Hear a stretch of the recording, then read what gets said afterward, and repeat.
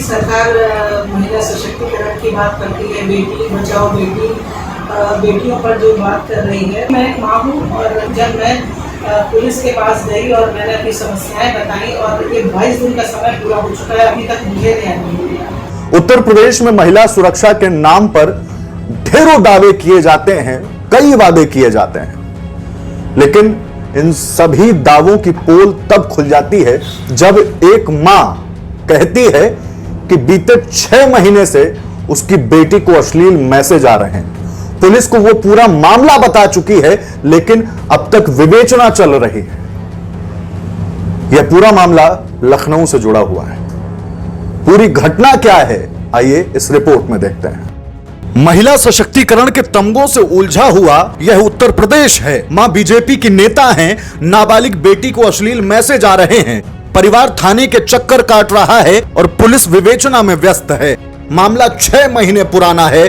Online class के group में एक अनजान नंबर जुड़ा, उस नंबर से बिटिया को अश्लील मैसेज आने लगे। लड़की के परिवार ने स्कूल प्रशासन से शिकायत की तो स्कूल की शिक्षिका ने परिवार से बदसलूकी की, उन्हें स्कूल से बाहर निकाल दिया। स्कूल का नाम है सेंट एंटोनी इंटर कॉलेज। यह लखनऊ के अलीगंज में है। मामला पुलिस के पास पहुंचा। जब नंबर की पड़ताल की गई तो यह स्कूल के ही एक छात्र शारिक का नंबर निकला।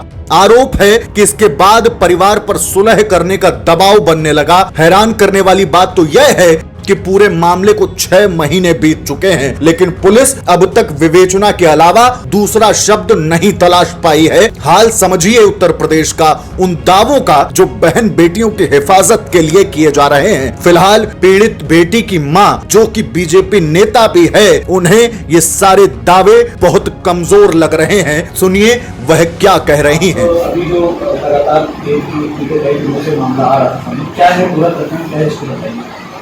ये मामला करीबन 5 से 6 महीने पुराना है और लगातार मैं स्कूल से संपर्क साधा। मैंने स्कूल गई, मैंने ब्रदर से बात किया और 1090 पे स्टार्टिंग में स्कूल ने भी 1090 पे शिकायत की, फिर उसके बाद मैंने 1090 पे शिकायत की, इसके बाद मैंने FIR लॉन्च की।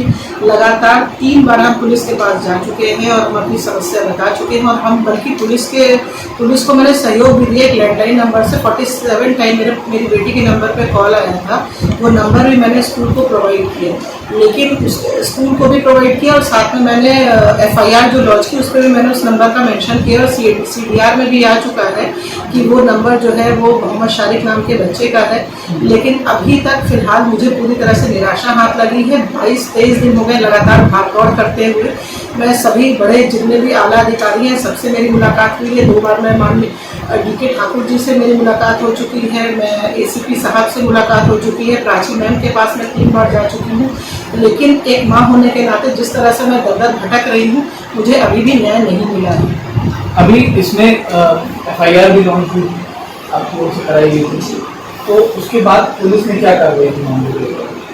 पुलिस का ये कहना है कि चूंकि ये मामला साइबर सेल का है और जिस बच्चे का मैंने नंबर दिया था वो नंबर CDR में भी आ चुका है, लेकिन जो अलग अलग नंबरों से जो कॉल आई है, जो ग्रुप में बच्चा जो आया है वो रूपट जॉन नाम का व्यक्ति, उसका डिटेल निकालने के लिए वो हमसे बार समय मांग रहे थे। और 3 दिन पहले मैं ACP साहब के यहाँ भी गई, उन्होंने कहा था कि आज रात तक मैं चार्जशीट लगा दूंगा और उनकी गिरफ्तारी हो जाएगी। लेकिन फिलहाल 3 दिन बीत चुके हैं, अभी तक मुझे कोई भी मेरी सुनवाई नहीं हुई है और ना ही दोषियों को अभी तक पकड़ा है।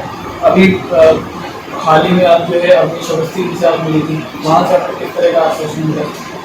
कल मैं अमीश अवस्थी जी के यहाँ गई और मुझे लगा कि एक बार हमें अपने आला अधिकारियों से मिलना चाहिए और पूरी बात उनके संज्ञान में डालनी चाहिए। अगर हमारे निचले स्तर पे काम नहीं हो रहा है तो शीर्ष स्तर पे भी जाना मेरा नैतिक दायित्व बनता था, इसलिए मैं शीर्ष स्तर पे भी गई और मैं उनके पास जब मैंने अपनी सारी समस्या उनको बताई तो उन्होंने हमसे ये कहा कि आपको पूरी तरह से न्याय मिलेगा, आप निराश मत होइए और जितना यथासंभव हो सकता हम आपकी पूरी मदद करेंगे, ऐसा उनका कहना था। अच्छा, इसमें एक चीज़ सामने आ रही है कि इस वक्त सत्ता में बीजेपी है, बीजेपी की ओर से लगातार महिला सशक्तिकरण को लेकर बातें होती हैं और अभियान चलाए जाते हैं।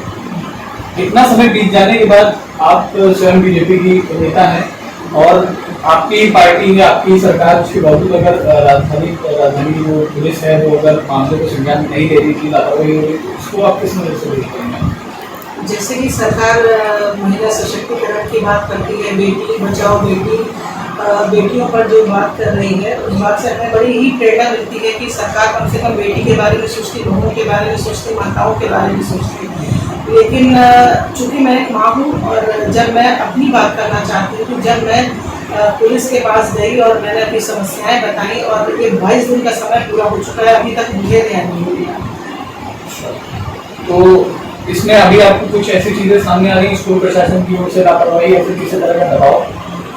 स्कूल प्रशासन की ओर से स्टार्टिंग में जब मैं गई और मैंने कहा चूँकि ये सारी समस्या ग्रुप में हुई थी, तो लिहाजा स्कूल को FIR करनी चाहिए थी। तो स्कूल वालों का ये कहना था कि हम सहयोग तो करेंगे, लेकिन हम FIR नहीं करेंगे। उसके अगले दिन हम फिर दोबारा स्कूल गए, उन्हें बताया कि मैंने FIR कर दिया, आप मुझे क्या सहयोग कर सकते हैं। तो वहाँ की जो उप प्रधानाचार्य की ऋतु सिंह, उन्होंने मुझसे ये कहा कि सस्ती लोकप्रियता हासिल करने के लिए अभिभावक इस तरह का काम करते हैं, जो कि मेरे लिए बहुत दुखद था। और उन्होंने मेरी बेटी को पढ़ाया भी, उसके बाद उन्होंने इस तरह की बात की। उसके अगले दिन फिर दोबारा गए उनसे मिलने के लिए कि शायद मुझे किसी प्रकार की स्कूल से मदद मिले। तो उन्होंने लिहाजा हम 4-5 अभिभावक गए थे, उन्होंने वहाँ से बाहर से हमको ही मना कर दिया जाने के लिए और हमारा वीडियो बनाने लगे जैसे कि हम दोषी हों मुझे। अच्छा, इसमें कई बार ऐसा हुआ है कि कई चीजें ऐसी सामने आई हैं कि शायद पार्टी के कई लोगों ने भी आपका सहयोग किया, विधायक से लेकर मंत्री तक। आप बीजेपी की नेता हैं, साथ में पार्टी के लोग लगातार आपका सपोर्ट कर रहे हैं, फिर भी पुलिस मामले को गंभीरता से नहीं ले रही है। जी हाँ, ये बिल्कुल सही बात है कि माननीय नीरज मोरा जी जो हमारे क्षेत्रीय विधायक हैं, उन्होंने मुझे समय समय पर कॉल किया और समय समय पर उन्होंने थाने पे भी कॉल किया। उन्होंने दूसरा निर्देश भी दिए कि तत्काल प्रभाव से जो दोषी है उसका पता लगाया जाए। और माननीय अशोक वाजपेयी जी ने भी मेरी मदद की। कल मेरी मुलाकात उमेश द्विवेदी जी ने भी अभिष अवस्थी जी से कराई। ठीक है, आला मेरे जो बड़े नेता हैं वो बराबर मुझे सहयोग कर रहे हैं, लेकिन मुझे ये नहीं समझ में आ रहा है कि क्या कारण है, किन कारणों की वजह से 22 दिन और 23 दिन का समय गुजर चुका है और मुझे कोई न्याय नहीं मिला है।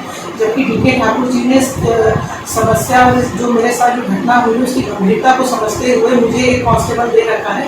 24 घंटे में 12-12 घंटे की शिफ्ट में 2 कांस्टेबल आते हैं जो हमारी बेटी का पूरा ध्यान रखते हैं। लेकिन क्या इससे आपको नहीं लगता है कि बेटी की स्वतंत्रता पूरी तरह से छिन रही है? क्या मेरी बेटी को पूरा अधिकार नहीं है कि वो बाहर निकले, लोगों से मिले?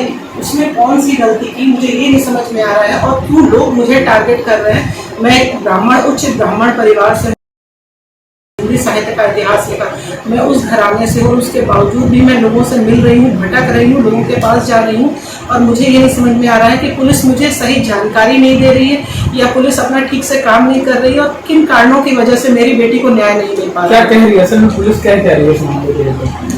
पुलिस का ये कहना है कि साइबर सेल में जो हम आपका जो चैट है वो वहाँ से रिक्वेस्ट डालते हैं, उसको आने में बहुत समय लगता है। ये बात मैंने मानी उनकी, उन्होंने कहा 2 दिन बाद आ जाएगी, मैंने उस चीज़ को भी स्वीकार कर लिया। फिर उन्होंने कहा 2 दिन के बाद आएगा।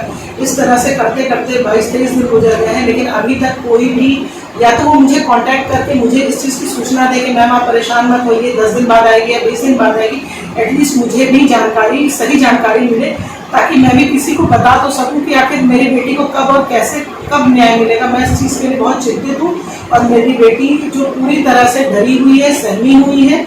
और माननीय मुख्यमंत्री जो कि योगी आदित्यनाथ जी की सरकार है और जहाँ मुझे लगता है कि हम लोग पूरी तरह सुरक्षित है, वहीं ये पुलिस जो है वो अपना काम ठीक से नहीं कर रही है, मामले को लेकर गंभीरता से नहीं काम कर रही है। हाँ, चलिए, तो ये छात्रा की माँ थी, नाबालिग छात्रा जिसके साथ एक घटना हो रही है बीते 1 महीने से, लगातार वो परेशान है, परिवार दबाव में है। अब इसको लेकर के पुलिस प्रशासन और उत्तर प्रदेश शासन किस तरीके से मामले को गंभीरता से लेता है, कैसे काम करता है, ये तो आने वाला वक्त बताएगा।